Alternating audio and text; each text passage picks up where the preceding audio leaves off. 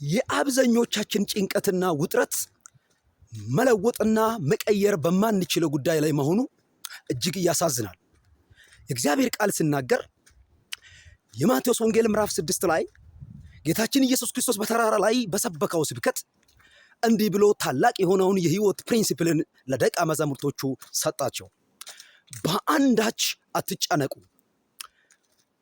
ብለው ተናገረ። በአንዳች አትጨነቁ። ለምን? የምትጨነቁትን ጉዳይ እናንተ መቀየር አትችሉም። ተጨንቃችሁ ተጠባችሁ አንዳች ነገር መቀየር አትችሉም።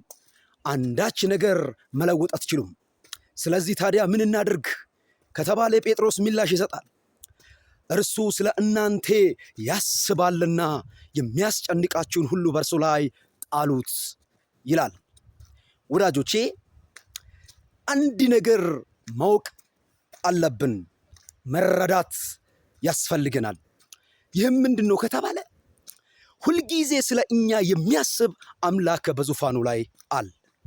ሁልጊዜ ስለ እኛ ግድ የሚለው ጌታ በዙፋኑ ላይ አለ። ሁልጊዜ ስለ እኛ የሚያስብ የሚገርማችሁ ነገር እኛ ስንተኛ እንኳ የማይተኛ 24 ሰዓት ስለ እኛ የሚተጋ አምላክ በዙፋኑ ላይ አለ። ዋው! ይሄንን ማወቅ ይሄንን መረዳት እንዴት ያሳርፋል ወዳጆቼ። ዳዊት ለዚህ እኮ ነው በሞት ጥላ መካከል እንኳ ቢሄድ አንተ ከኔ ጋር ነህና ክፉን አልፈራም አለ። ጃዳሃዶ ሰፕራካቲያላ ለባጋዲላ ባላባሽ ክፉን አልፈራም በሞት ጥላ ሸለቆ ቢሄዱ እንኳ ለምን አንተ ከኔ ጋር አለህ አለ። አንተ ከኔ ጋር አለ።